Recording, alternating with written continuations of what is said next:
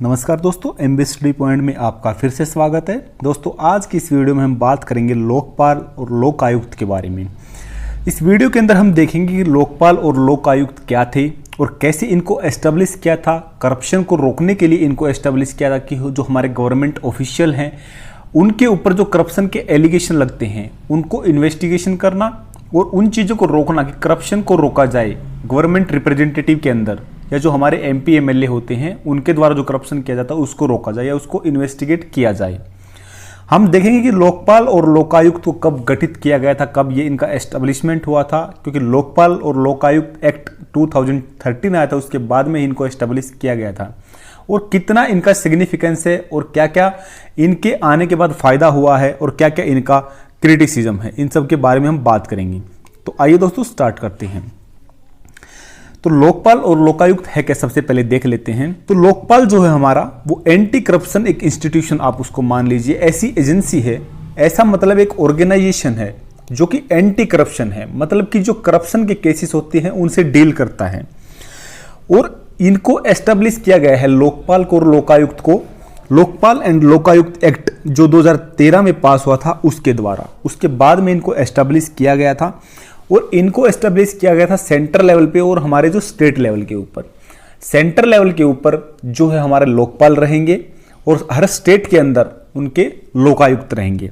और वो लोकपाल और लोकायुक्त क्या काम करेंगे, आप इस चीज को समझ लेना कि जो काम लोकपाल सेंटर लेवल पे करते हैं वही काम लोकायुक्त स्टेट लेवल पे करते हैं। तो इसलिए इनमें कोई ज्यादा डिफरेंस नहीं है, बस इतना ही डिफरेंस है, वो सेंटर लेवल पे करते हैं वो सेम काम और वही काम वो स्टेट लेवल पे करते हैं लोकायुक्त।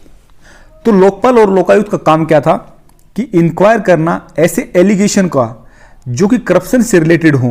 किसके अगेंस्ट में? पब्लिक ऑफिशियल के अगेंस्ट में। इसमें अंदर पब्लिक ऑफिशियल में हमारे जैसे गवर्नमेंट सर्विस के जो रिप्रेजेंटेटिव हैं, गवर्नमेंट सर्विस ऑफिशियल हैं, वो भी आ जाते हैं जो ए ग्रेड ऑफिसर हैं। उसके बाद में हमारे जैसे एमपी एमएलए आ जाते हैं, इंक्लूड हमारे प्राइम मिनिस्टर या कैबिनेट मिनिस्टर भी इसके अंडर में आते हैं। अगर हम बात करें लोकपाल और लोकायुक्त की, तो ये जो है स्टेचुटरी बॉडी है। स्टेचुटरी बॉडी का मतलब क्या होता है कि इनको पार्लियामेंट के लेजिस्लेशन के द्वारा पास करके बाद में इनको एस्टेब्लिश किया गया है। और दूसरा, पहली बार अगर हम इसकी हिस्ट्री में जाकर के देखें तो पहली बार लोकपाल को एस्टेब्लिश करने का फर्स्ट जो प्रपोजल दिया था वो दिया था 1960 में। उस टाइम के जो लॉ मिनिस्टर थे अशोक कुमार सेन, उनके द्वारा ये प्रपोजल दिया गया था। और ये कब आया? ये एग्जिस्टेंस में आया 16 जनवरी 2014 को, जब पहली बार लोकपाल का एस्टेब्लिशमेंट किया गया भारत के अंदर। और ये एस्टेब्लिशमेंट कब किया गया था? जब जो हमारे अन्ना हजारे जी थे उन्होंने जो आंदोलन चलाया था लोकपाल को गठित करने के लिए, करप्शन को रोकने के लिए, ऐसी एक ऑर्गेनाइजेशन बनाने के लिए, ऐसा एक इंस्टीट्यूशन बनाने के लिए जो कि गवर्नमेंट ऑफिशियल के ऊपर जो करप्शन से रिलेटेड एलिगेशन होते हैं उनको इन्वेस्टिगेट करे। उसके बाद में इसको गठित किया गया था। काफी बड़ा ये आंदोलन चला था, जैसा आप सबको पता है इसके बारे में। अगर हम बात करें लोकायुक्त के बारे में तो ये तो हो गया लोकपाल का। और लोकायुक्त पहली बार कब आया था? लोकायुक्त को सबसे पहले महाराष्ट्र स्टेट के अंदर एस्टेब्लिश किया गया था 1971 में, जब हम इसकी हिस्ट्री में जाकर देखते हैं तो। और उसके बाद में बाकी सभी स्टेटों के अंदर भी क्या है, वहां के लेजिस्लेशन पास करके अपने अपने स्टेट में कई स्टेटों ने इंप्लीमेंट इसको किया था। अगर इसके पर्पज की बात करें कि लोकपाल और लोकायुक्त को लाने का पर्पज क्या था या इस एक्ट को पास करने का पर्पज क्या था, तो इसका पर्पज था ट्रांसपेरेंसी को प्रमोट करना, यानी करप्शन को रोकना। और दूसरा, गवर्नमेंट को अकाउंटेबल बनाना, ऐसी एजेंसी का एस्टेब्लिशमेंट करना जो कि गवर्नमेंट से सवाल जवाब कर सके कि अगर वो करप्शन के अंदर गवर्नमेंट इन्वॉल्व है, गवर्नमेंट ऑफिशियल को इन्वॉल्व है, तो वो किस लिए इन्वॉल्व है और क्या उसका फायदा है, कितना उसने करप्शन किया है, और उसके हिसाब से वो जो है उनके ऊपर प्रोसिक्यूशन कर सके, उनके ऊपर जो है पेनल्टीज लगा सके।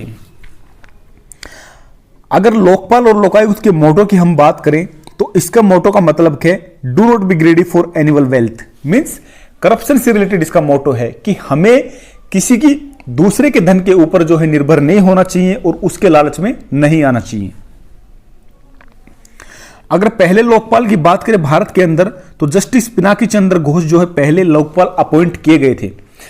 इस वीडियो की आगे बताएंगे हम कि इनको अपॉइंट कैसे किया जाता है। इसकी अपॉइंटमेंट सिलेक्शन एक कमेटी होती है जिसके अंदर हमारे प्राइम मिनिस्टर भी इन्वॉल्व रहते हैं। वो कमेटी जो है इनका अपॉइंटमेंट करती हैं।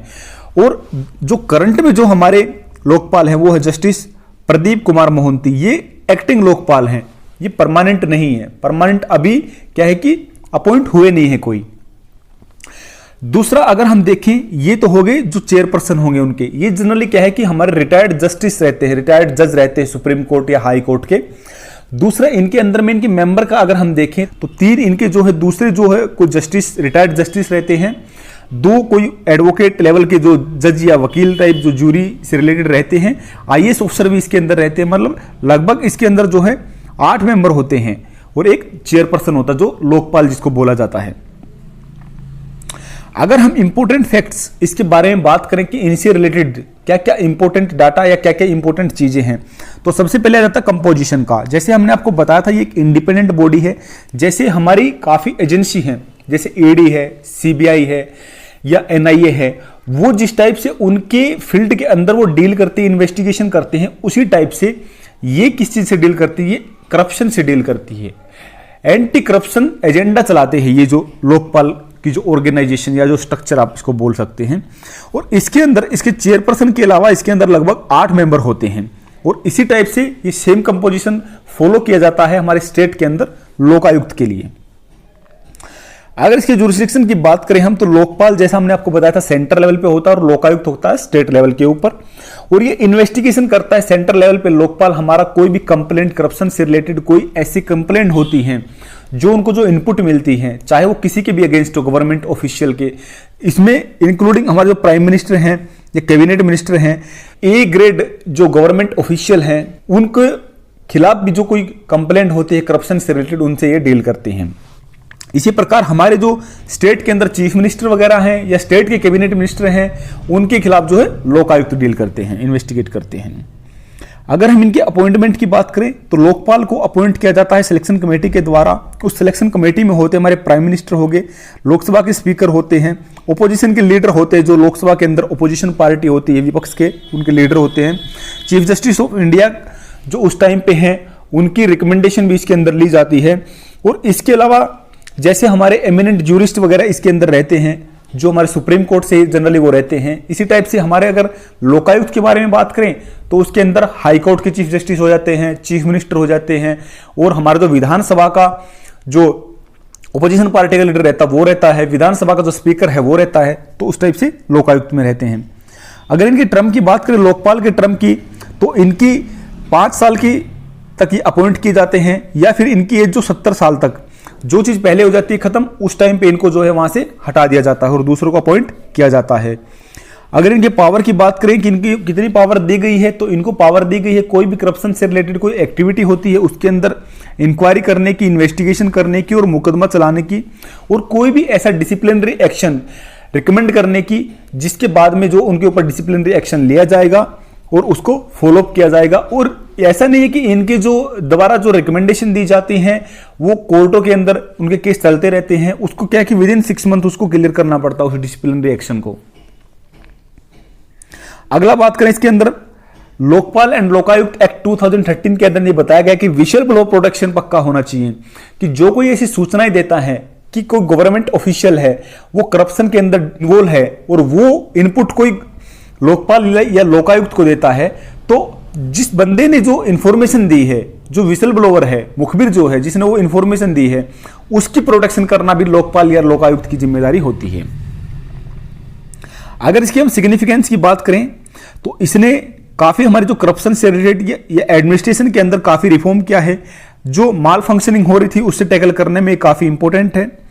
दूसरा अगर हम बात करें तो एंटी करप्शन एजेंसी ये है, एडवाइजरी भी है नेचर के अंदर, और हार्डली हमारी कोई ऐसी एजेंसी थी जो कि इंडिपेंडेंटली ऐसे करप्शन से डील कर सके या सीधे डायरेक्ट प्राइम मिनिस्टर तक के जो हमारे पोर्टफोलियो हैं उनके खिलाफ भी कोई केस दायर कर सके, उसको इन्वेस्टिगेट कर सके। तो ये पहली एजेंसी ऐसी बनी है।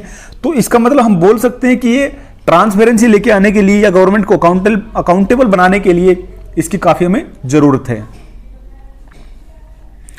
लेकिन इसके बावजूद इसकी काफी क्रिटिसिज्म है। सबसे पहला क्रिटिसिज्म अगर हम देखें तो डिलेड अपॉइंटमेंट। इसकी जो अपॉइंटमेंट होती है, पूरा ऑर्गेनाइजेशन क्या है कि 8 से 9 मेंबर के ऊपर इनका डिपेंड करता है लोकपाल का।